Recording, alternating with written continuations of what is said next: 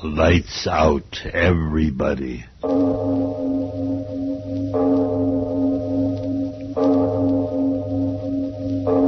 It is later than you think.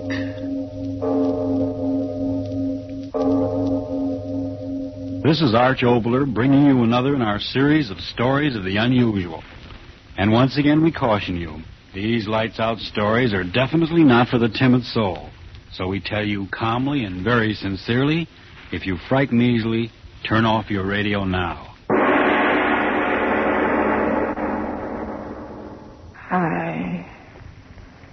I know. It's dying I am, Father Donahue. And old as I am, I'm not ready to die until... come closer, Father, and hear my miserable confession. You know me as a good woman of the village. Yet I've heard what you say. There's no finer old woman in all the islands than the widow Danelle. But that's not so, Father Donahue. And if I'm to meet all my old friends in the island of paradise, then hear me out and pray for me. You know my sons, Thomas and Paddy, born on the same cold winter's night they were. And the firstborn, Thomas, was as good as an angel in paradise. But the second, the one I named Paddy, was evil from the moment he took his first breath of God's good air. It was Thomas that carried the load of the family on his back, fishing from early to late. But Paddy, that rake, drinking and brawling and running from work as if the devil himself was pulling him away. I prayed to the good God every night that some goodness come into the man's heart. But with every year he grew worse, stealing what his crooked tongue couldn't talk away from honest men. But his brother Thomas, he repaid me for all the trouble. A good boy. And when it came to me with the word that he was to marry Eileen, the heart in me sang, for the good God always meant for the two of them to be together. How I remember the day of the wedding. The sun shining, and the sky and the sea smooth as a baby's cheek. I was so happy, little knowing of the horror of what was to come. It was a happy morning. So happy. Listen to the mother. Did you ever hear a happier sound in all creation? Why shouldn't they be happy, Thomas? It's not every day that such a blessed marriage comes in the island.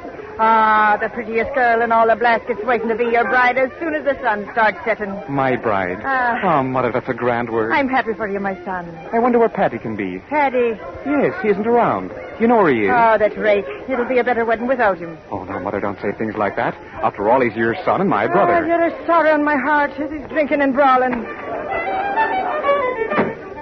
Paddy, you did come. Speak of it, Stephen. And why shouldn't I be here? Is it honest strangers that are welcome at your wedding? Oh, no, Paddy, that's not the way to talk. There's food and drink and... No, wait a minute. I've got more important things to do than to be filling me belly. Listen to me, Brother Thomas. Is your head that full of weddings that it can't hear the chance of making us all richer than a Yankee? What do you mean? Yes, speak up, Paddy. What devilment are you up to now? Devilment nothing. It's honest money I'm talking about. And may the next pipes and tobacco be at me on wake if I'm not telling you the truth. I'm listening, Paddy. Let's hear what you have to say. Do you remember the hulk of a ship that was wrecked off Innis na Bra a bit ago? Well? Well, I went there yesterday to see if there was anything worth having. Listen to me, brother. In the bottom of a pool no deeper than this room is lying enough bolts of copper and brass to make you and me the richest men on the island. What? You can believe your ears. Wouldn't you rather bring the bride a pocketbook filled with gold sovereigns than the empty leather you've got now? But, Paddy, I wish you, Mother. You talk to the men. But if it's in the sea, it'll wait until after the wedding. Wait, will it? And with those Innis boats sailing all around the place, I tell you it's now or never. And may my sword to the devil if I'm not saying true words. Thomas, it would be nice to have a bit of money in the house. Yes? Well, then what are you waiting for? You've got a boat big enough to handle the stuff, and I'll be there to help you. And in 3 hours, you can be back here dancing. It's Eileen. Let her have the word whether you stay or go. Stay or go where, Mother Danelle? What's going on, Thomas? Well, You see, Eileen... Ah, you're the day short. Let me say it. Eileen, there's a fortune in brass and copper bolts waiting for us in water no deeper than a man's neck, over off Innisnabro. And Tommy here thinks you'd be fool enough to say no to his going. But must he go now? The sea doesn't wait. We'd be back in 3 hours, Eileen. I just think, Eileen, you'd have it just for every day of the week. Thomas, do you want to go? We could build a new house with the money. Mother Donnell, do you think Thomas should go now? I mean, with all them out there? Well, we're so poor, and Thomas, young as he is, so worn and weary from work. Maybe this is God's blessing, a gift from heaven for putting our faith in him who watches over all of us. God's blessing is right. £100. And we'll be the kings of the island. Come on now. We can take the side path down the cliff. Wait, brother. Eileen, is it your wish? I'd be a poor wife to you, Thomas, if I stood in your way of making a living before our marriage. My darling. Ah, there'll be time enough for that now when we get back. Come on, Thomas. Let's get out of here. Hurry back to me, my dearest. The sea will take me to our good fortune, and the sea will bring me back. Out this way, Thomas. Come on, hurry up. Yeah, I'm coming. Until the wedding, darling. God go with you. Thomas! Yes. I'll be back in 3 hours, Mother. As rich as a Yankee. Bye. Oh, Eileen. Oh, little baby, why should you cry? Thomas is proud to see so many times. Why should you cry this time? Mother Donnell, I'm frightened. Frightened? And tell me, why should you be frightened? I don't know, but when that door closed behind him, it seemed as if the waters of the sea were closing over. Oh, Mother Donnell, hold me close. I'm so afraid. And soon, Father Donahue, Eileen and I left the dancing and the fiddling behind and climbed the long path up to the top of the cliff so our eyes could see far out over the water. And all the time, Eileen kept crying that she'd never see Thomas again. That she'd never see Thomas again. Oh, Thomas. Oh, stop crying and never saying see the things you're saying, girl. It's tempting the devil to do his evil work. Oh, I haven't climbed up this path for a minute. It's a little too steep for me old bones. Thomas, where are you? Oh, now stop that, girl. Our Thomas has found so much copper and brass, it's taken him longer than he thought. Oh, Thomas wouldn't come back like he would. Oh, well, Paddy would if there was a shilling extra to be made, and he talked Thomas into it with that sharp tongue of his. The last ship. I know we'll see them. They're both weighed down with good fortune. Eileen, stay away from the edge. You'll go over the cliff. Oh, Mother Donnell, to the west. What? To the west where they went. The water. Oh, Mother, that wind. Where did it come from? Out of the west where he was. But in all my years, such a wind has never been before. The water. Look at it swirling and tossing before the wind. He's dead. No. My Thomas dead. No. Dead. Stop saying that. He's not dead, my Thomas. Eileen, come back here. Come back to me. Oh, that was a time, Father Donahue. The wind grew wilder and wilder. In a minute, the sea was pounding at the base of the cliff. And the girl shrieking she wanted to die with Thomas. And me fighting her back from the edge and praying to the good God to give me old arms the strength to hold her back until she came to her senses. None of us got a wink of sleep till the light of morning. Oh, that wind. I can hear it now. Snarling and talking.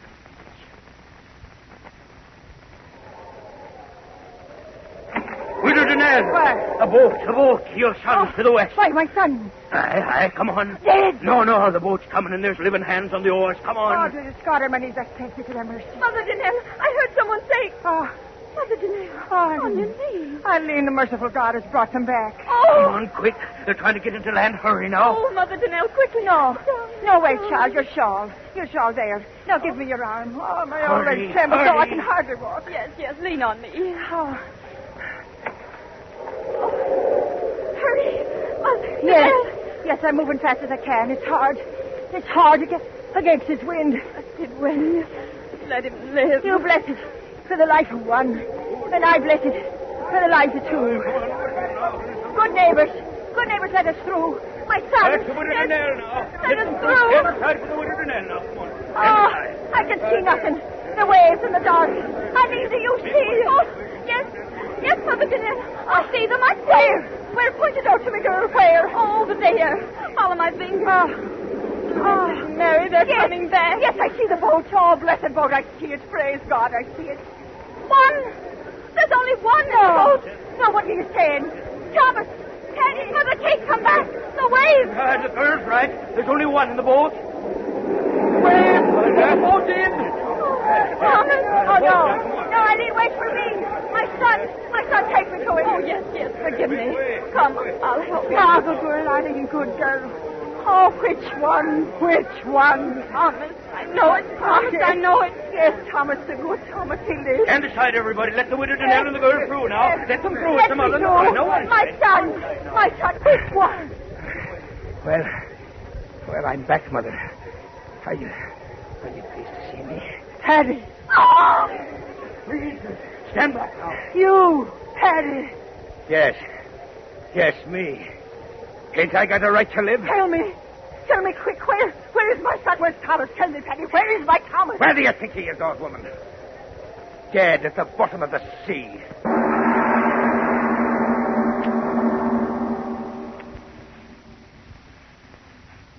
Aye, Father Donahue. That was what he told me. My good Thomas was dead at the bottom of the sea. Dead. The good Thomas dead, and Paddy the evil one, alive. Oh, it wasn't right, Father. And in the days and nights that followed, I cried to God, why did you do it? Why? Why did the sea take my dear Thomas from the boat and leave Paddy? Was there no reward on earth for goodness and sweetness of soul? And in the seventh night of my sorrow, there came an answer. I was lying on my bed. Outside, the sea was singing and whispering. My window was open, and I could hear the sea talking as I lay there crying. Crying from a lost life. I did.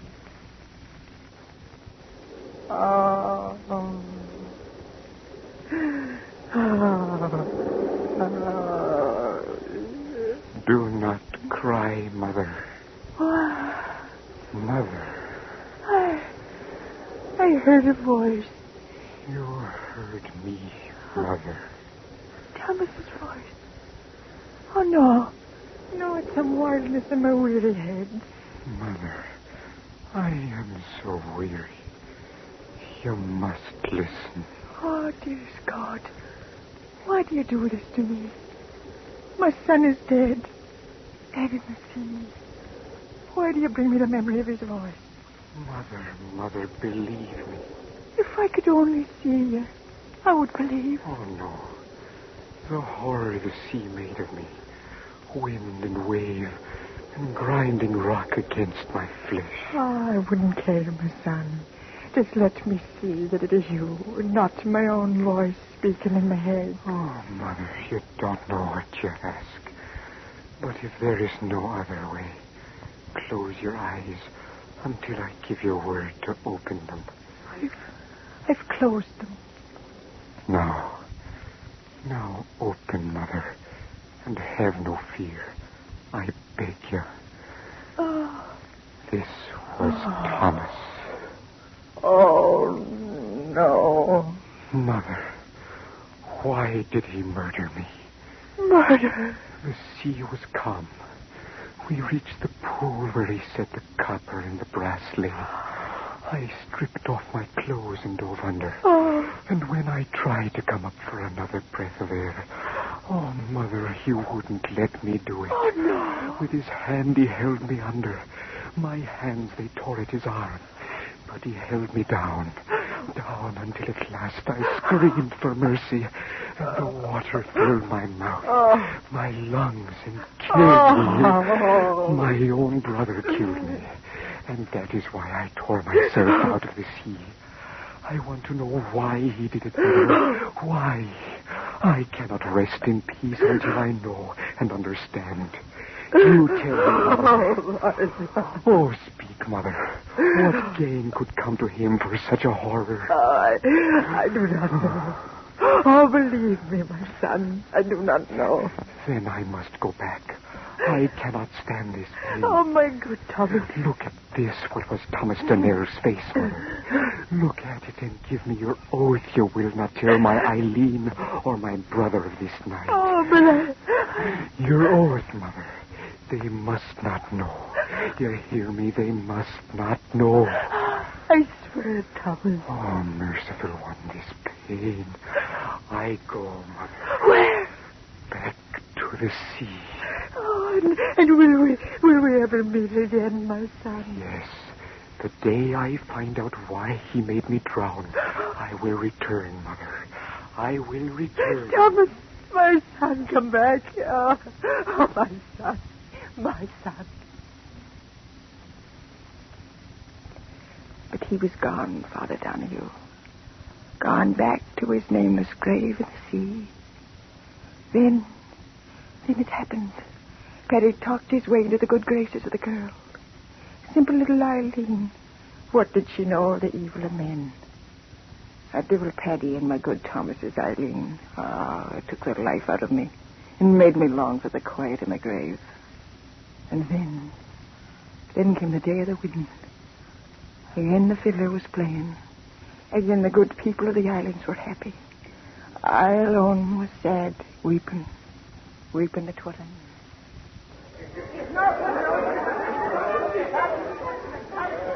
Oh, Mother Danelle, why do you sit here apart from all the rest and weep? I'm not weeping, girl. For weeks you've been so sad. Can't you find a little joy in your heart for this day of my marriage to your own son? My son. Well, I do not love him as I did dear Thomas. May he rest in peace. But Thomas himself told Paddy that if he died, he wished that Paddy'd care for me. And, Mother Danelle, what is it? Your face so strange. Now he knows. I just remembered. Now he knows. Who knows? What are you saying? There you are, my little bride-to-be. Why waste your wedding day with this old woman? Mother of mine though she be, her face is sour enough to curdle milk. Come on away now. No, wait, Paddy. Mother Danelle, you must tell me. What is it that makes you stare at Paddy with such an awful look? That's the look she's always had. Look how the sun glints on the sea. It's a day for a king. And I'm a king marrying the girl I've always wanted. Come, kiss me, Eileen. Kiss me so that all shall see me kissing the prettiest bride in all Ireland. No, please. Kiss me. Let the sky and the sea... Mother Danelle. What did you make that sound for, old woman? What's going on around here? No, Now then, speak up, Mother. Why did you shriek like that? The sea. What of the sea? What are you pointing your bony finger at out there? What are you... Look! At the water's edge! Say, what is... Something's coming out of the sea. Look. Yes, something's coming out. Yes, that's right. I see it now. It's a seal, that's what it is, a seal. Where's the club? It's not a sea! Huh? It's a man! Look, man. Bones. Just bones. Let's get out of here. Eileen, do not look. Do not look. Oh, Blessed Mary, she's fainted. She will not see. What is it? I can't move. I cannot move. No, you cannot move, my brother.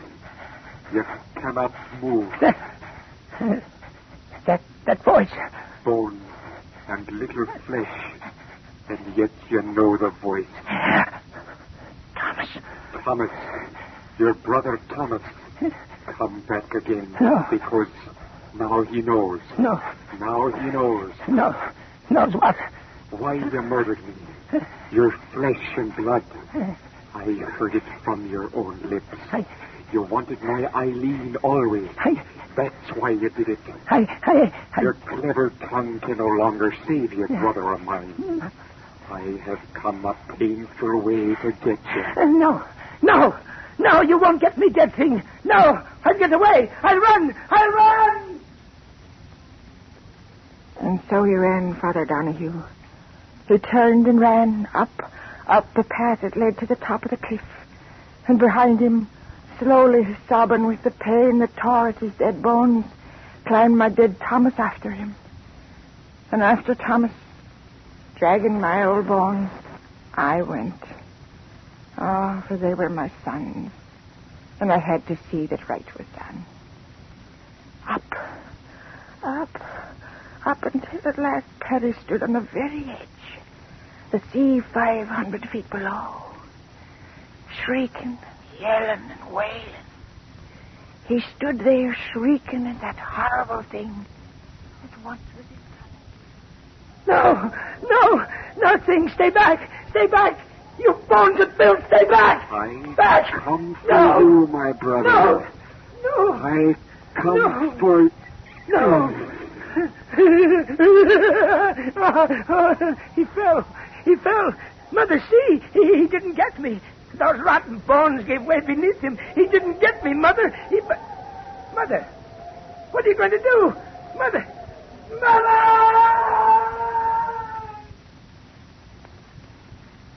Over the cliff Paddy went, turning and twisting, and into the sea where the water covered him over.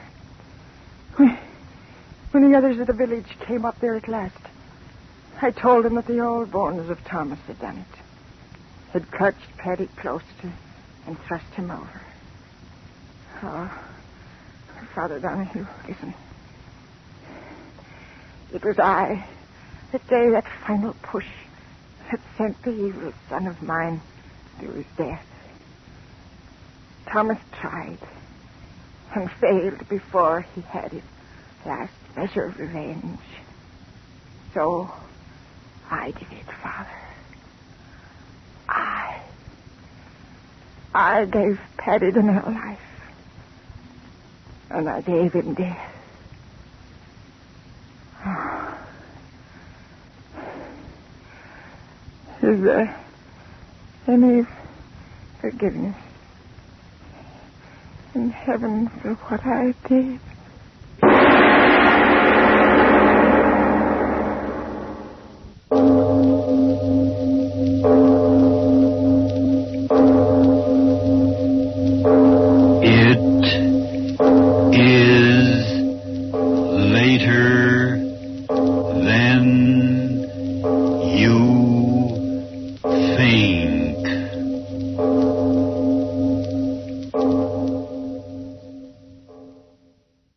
You